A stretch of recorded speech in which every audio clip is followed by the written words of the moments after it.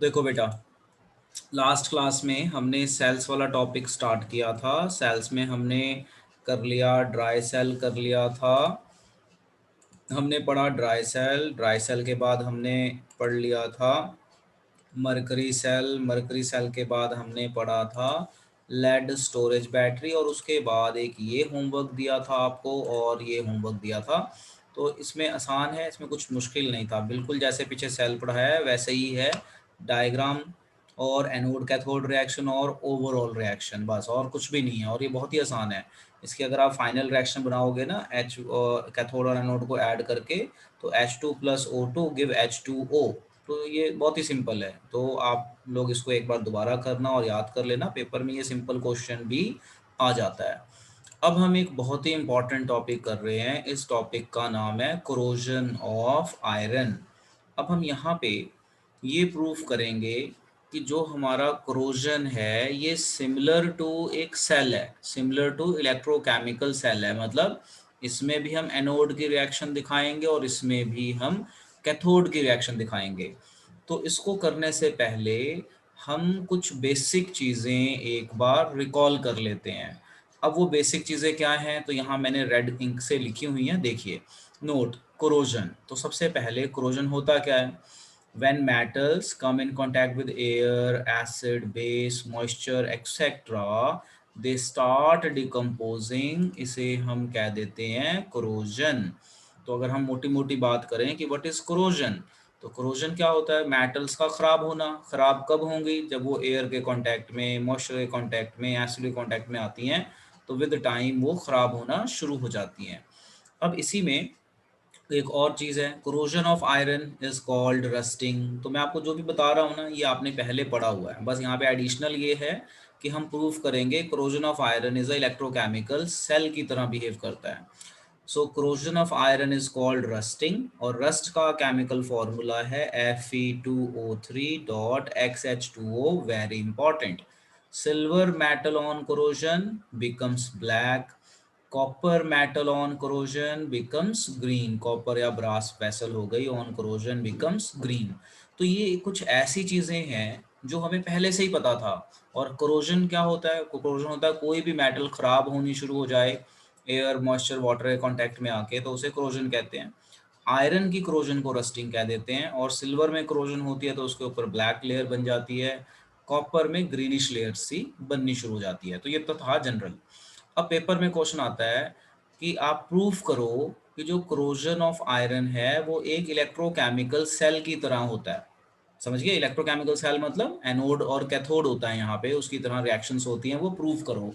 तो अब आप देखिए, ये बहुत ही इंपॉर्टेंट है। इसके लिए हमें क्या करना पड़ेगा? इसके लिए हम सबसे पहले आयरन रॉड ड्रॉ करेंगे। तो आप ये देखिए, ये मैंने बनाया आयरन रॉड, मेरा कर्सर आपको दिख रहा है?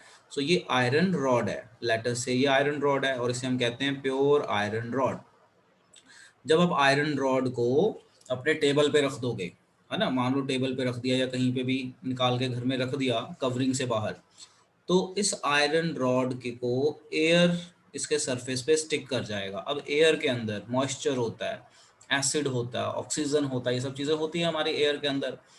तो जैसे ही ये एयर इसके सरफेस को टच करेगा और मॉइस्चर इसके सरफेस को टच करेगा, तो जिस पोर्शन पे ये मॉइस्चर है वो पोर्शन कैथोड बन जाएगा। तो देखो, ये प्योर मेटल है, और ये जो इस तरह से हम्प निकाला हुआ है ना, ये मैंने मॉइस्चर, एयर एयर से मॉइस्चर आ गया इसके सरफेस पे, तो ये मैग्नीफाइड स्ट्रक्चर है। तो जिस सरफेस को टच कर रहा है वो सरफेस बन गई कैथोड। अब क्या होगा अगर सरफेस कैथोड बन गई वाली और प्योर मेटल बन गई एनोड? तो देखो, बिल्कुल वैसा ही हो गया। अब हमें पता है एनोड पर लॉस ऑफ इलेक्ट्रॉन होता है, तो देखो यहाँ पे एनोड प्योर आयरन, आयरन ने इलेक्ट्रॉन लॉस किया और ये बन गया Fe2+। तो ये है ना, आयरन, आयरन ने इलेक्ट्रॉन लॉस किया, Fe2+ बन गया। अब जो ये दो इलेक्ट्रॉन, जो ये इलेक्ट्रॉन लॉस हुए हैं, ये किधर की तरफ चल जाएंगे? इस मॉइस्चर की तरफ चल जाएंगे। इस मॉइस्चर की तरफ जब ये जाएंगे तो ऑक्सीजन एयर से मिल जाएगी, H+ भी एयर से, क्योंकि हमारे एटमॉस्फेयर में एसिड भी होता है तो H+ भी वहाँ से मिल जाएगा, और इलेक्ट्रॉन मिल जाएंगे, और ये कन्वर्ट हो जाएगा मॉइस्चर में, मतलब मॉइस्चर का लेवल बढ़ जाएगा। तो ये हो गई हमारी एनोड रिएक्शन। और कैथोड रिएक्शन में ये एटमॉस्फेयर वाला जो सब्सटेंस यहाँ पे ऑक्सीजन है, H+ यहीं पे होगा, एटमॉस्फेयर से ही मिले रहा है सारा ये, और ये इलेक्ट्रॉन यहाँ से ले लिया और इट विल फॉर्म मॉइस्चर। अब क्या होगा, अब जो ये आयरन बचा है ये इस मॉइस्चर के से कंबाइन होगा, ऑक्सीजन से कंबाइन होगा और बनाएगा iron oxide with the loss of H+ and it will finally change into rust, क्योंकि उसको मॉइस्चर मिलता जाएगा, ये मॉइस्चर लेवल मिलता जाएगा and finally it will change into rust. अब एक बार आप बेटा दोबारा सुन लो कैसे हुई ये प्रोसेस। पेपर में जब ये आएगा तो आपको ये सारी स्टोरी लिखनी है, डायग्राम बनानी है, एनोड रिएक्शन, कैथोड रिएक्शन, फिर ये एटमॉस्फेरिक अपना रिडक्शन एटमॉस्फेरिक रिडक्शन आ जाएगा, और ये आपका इस तरह से आप दिखाएंगे आयरन ऑक्साइड के साथ वाटर, जिसे आप रस्ट कहते हैं। अब एक बार फिर से सुनिए। पेपर में मान लीजिए क्वेश्चन आ गया, explain corrosion of iron is a electrochemical process. तो आप ये डायग्राम या आप ये वाले डायग्राम देखो, ये वाले डायग्राम बना सकते हैं ये भी। तो ये जो आपको सिल्वर कलर में दिख रही है ये आयरन मेटल है, इसके सरफेस पे एयर से मॉइस्चर आ गया, तो जैसे इसके सरफेस पे मॉइस्चर कांटेक्ट में आएगा तो ये वाला जो पार्ट है ये कैथोड बन जाता है, ये वाला सरफेस, और प्योर आयरन बन जाएगा एनोड। तो एनोड पे लॉस ऑफ इलेक्ट्रॉन, ऑक्सीडेशन मतलब लॉस ऑफ इलेक्ट्रॉन, तो आयरन इलेक्ट्रॉन लॉस करेगा और Fe2+ बनाएगा। रिडक्शन में क्या होगा, जो ये वो मॉइस्चर ड्रॉप है, वाटर ड्रॉप है, इसके अंदर एयर है, एसिड है, तो ऑक्सीजन, H+ आयन और ये इलेक्ट्रॉन गेन होंगे और ये वाटर में चेंज हो जाएगा, मतलब ये मॉइस्चर का लेवल बढ़ता जाएगा। अब क्या होगा कि जो ये आयरन बना है ये इस वाटर के कांटेक्ट में आएगा, ऑक्सीजन के कांटेक्ट में आएगा और इसकी हो जाएगी ऑक्सीडेशन, आयरन ऑक्साइड बन जाएगा ये फेरिक ऑक्साइड। ठीक है, अब जब ये फेरिक ऑक्साइड बन जाएगा तो ये मॉइस्चर के कांटेक्ट में आएगा ये कांटेक्ट में, तो ये आयरन अपना फेरिक ऑक्साइड प्लस मॉइस्चर का वाला वाटर कंबाइंड होके ये बनाएगा हमारा रस्ट। सो बस आपने पेपर में इतना लिखना है। तो ये है हमारा, तो यहाँ पे देखो हमने प्रूफ कर दिया, क्या प्रूफ किया कि एनोड भी है कैथोड भी है। तो एनोड और कैथोड किसी भी रिएक्शन में मिल जाएं तो वो हमारा एक तरह का सेल बिहेवियर हो जाता है। तो अब ये हमने बेटा याद रखना है, it is very very important, very important. Okay बेटा, अब देखो, अब हमने ये प्रूव कर दिया कि जो हमारा रस्टिंग है वो एक इलेक्ट्रोकेमिकल प्रोसेस है, ये प्रूव कर दिया। अब आप देखो, अगर मेटल्स की रस्टिंग हो जाए तो बहुत नुकसान है गवर्नमेंट को, क्योंकि हमारे ब्रिजेस हैं, कई मोस्टली जितने भी स्ट्रक्चर्स हैं, इंफ्रास्ट्रक्चर है, वो हमारा आयरन पे या मेटल्स के बेस पे बनता है। तो अगर मेटल की रस्टिंग हो जाए तो उसको प्रोटेक्ट करने के लिए, उसको दोबारा बनाने के लिए गवर्नमेंट के बहुत पैसे खर्च होंगे। अब इसको प्रोटेक्ट करना बहुत ज़रूरी है कि भई रस्टिंग ना हो या मेटल ख़राब ना हो, तो उसके लिए ये कुछ मेथड्स होते हैं, जिसे हम कहते हैं प्रिवेंटिव मेजर्स। उसमें सबसे पहला मेथड कि मेटल की ऑयलिंग कर दो, पेंटिंग कर दो, ग्रीसिंग कर दो, ये पहला मेथड है। दूसरा मेथड है गैल्वेनाइज़ेशन कर दो। अब गैल्वेनाइज़ेशन याद है आपको? गैल्वेनाइज़ेशन क्या होता है? ये देखो, आयरन मेटल लो, आयरन मेटल के ऊपर ज़िंक की लेयर चढ़ा दो, तो इसका मतलब क्या है कि आयरन मेटल अंदर चला गया, ज़िंक की कोट कर दी हमने। अब क्या होगा, आयरन छुप गया, ज़िंक है बाहर, तो ज़िंक रिएक्टिव होता है, तो ज़िंक लॉस होता रहेगा, मतलब ज़िंक खराब होता रहेगा, आयरन को कुछ नहीं होगा। मतलब हमने एक मेटल को बचाने के लिए दूसरे मेटल की कुर्बानी देनी पड़ेगी। इसे मेथड हम अगर ज़िंक यूज़ करते हैं तो इसे गैल्वेनाइज़ेशन क्या करते हैं, और इसी को कैथोडिक प्रोटेक्शन भी कहते हैं। कैथोडिक मतलब क्या है कि जो जो ज़्यादा रिएक्टिव है वो एनोड बन गया, लेस रिएक्टिव कैथोड बन गया, तो इसी को हम कैथोडिक प्रोटेक्शन में भी डालते हैं। बट ये ज़िंक वाले केस को हम गैल्वेनाइज़ेशन कहते हैं। अब देखो, जैसे ब्रिजेस होते हैं, ब्रिजेस बने आयरन के, लेट अस से ये ब्रिज है, आयरन का ब्रिज बना हुआ है। अब ब्रिज को पेंट करना, गैल्वेनाइज़ेशन करना टाइम टू टाइम मुश्किल है।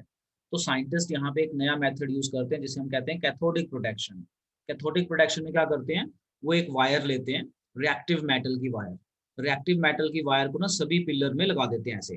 ये ना वायर है, ये वायर्स को रिएक्टिव मेटल के, ये आयरन मेटल के पिलर में लगा देंगे और एक वायर का गुच्छा वहीं पे छोड़ देंगे, साइड में कहीं पे रख देंगे। अब क्या होगा, अब जो रिएक्टिव मेटल है, जब मॉइस्चर जुड़ेगा आयरन के साथ तो आयरन इलेक्ट्रॉन लॉस नहीं करेगा, रिएक्टिव मेटल लॉस करेगा। इसे वो कहते हैं कैथोडिक। यानी ये आयरन बन गया कैथोड और ये जो रिएक्टिव मेटल लपेटा है ना, ये बन जाएगा हमारा एनोड। तो ये टाइम टू टाइम, जैसे ये वायर इतनी रखी कि 1 साल तक ये खराब हो जाए, तो 1 साल के बाद ये दोबारा से रीवायरिंग करनी पड़ती है, कनेक्ट करना पड़ता है। तो हमने अपनी आयरन मेटल को बचाने के लिए रिएक्टिव मेटल को लॉस करना पड़ेगा, तो इसे कहते हैं सैक्रिफिशियल मेथड। ये भी सैक्रिफिशियल मेथड है ये भी, और कैथोडिक प्रोटेक्शन भी इसको बोला जाता है। मतलब एक मेटल को बचाने के लिए रिएक्टिव मेटल का कवर चढ़ाएंगे या रिएक्टिव मेटल से जोड़ देंगे, और reactive metal time to time खत्म हो जाएगी, फिर उसको रिप्लेस कर देंगे और हमारी आयरन मेटल बची रहेगी। तो ये है हमारा गैल्वेनाइजेशन। तो गैल्वेनाइजेशन हमें पता चल गया। एलोइंग, एलॉय क्या होता है? दो या दो मेटल का मिक्सचर करना, तो उससे उसकी रस्टिंग स्लो हो जाती है, तो एलोइंग भी कर सकते हो। इलेक्ट्रोप्लेटिंग आपको पता है, गोल्ड प्लेटिंग, कॉपर प्लेटिंग, यानी रिएक्टिव मेटल के ऊपर लेस कोई ऐसी मेटल की कोट कर देना जो रिएक्ट ना करती हो किसी के साथ। एनोडाइजिंग भी ऐसा ही प्रोसेस है। कैथोडिक प्रोटेक्शन आप समझ गए, कैथोडिक प्रोटेक्शन, ठीक है जी। कैथोडिक प्रोटेक्शन अभी हमने पीछे पढ़ाया, जिसको हम सैक्रिफिशियल मेथड भी कहते हैं। फिर आता है हमारा एनामेलिंग। एनामेलिंग क्या होता है? आप ये इमेज देखो, इस इमेज में क्या दिखाया है कि पेंट कर रहे हैं, तो पेंट जैसा ही एनामेलिंग होता है बट विद अ डिजाइन। आपने देखा होगा कई मेटल्स के ऊपर ना बड़े अच्छे से फूल तराशे हुए होते हैं, मतलब फूल का डिजाइन बना दिया, कुछ और डिजाइन बना दिया, होता तो पेंट ही है। एक तो होता है नॉर्मल पोंछा मार के चले गए, मतलब नॉर्मल पेंट मार दिया तो वो पेंटिंग में आ गया। एक होता है कि आपने पेंटिंग प्रोसेस कुछ डिजाइनिंग में कर दिया, कोई उस पर पंछी बना दिया, कुछ आपने मोर बना दिया, कुछ उस पर डिजाइन बना दिया, उसको हम किस कैटेगरी में डाल देते हैं? एनामेलिंग होता है इसी कैटेगरी में। तो आप यहाँ पे देख सकते हैं।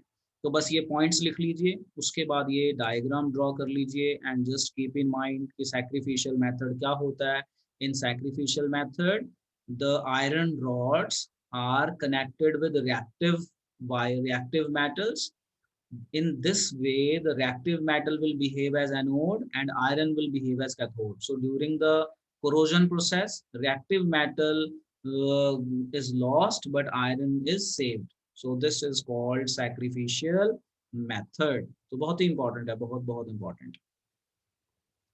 अब आप ये क्वेश्चन देखो। अब ये क्वेश्चन ऐसा है जिसको आपको थोड़ा ध्यान रखना पड़ेगा और बहुत ही ध्यान से करना पड़ेगा। इसमें से चार में से एक पेपर में आ जाता है, तो मैं इसको करने का तरीका बताता हूँ और आप इसे प्रैक्टिस करेंगे घर पे। और ये एनसीईआरटी का लास्ट क्वेश्चन है, आपकी बुक जो होगी ना एनसीईआरटी बुक, उसका ये बिल्कुल लास्ट क्वेश्चन है। देखो क्या कह रहा है, कह रहा है predict the product of electrolysis in each of the following. Electrolysis, तो इसमें सबसे पहला केस देखते हैं।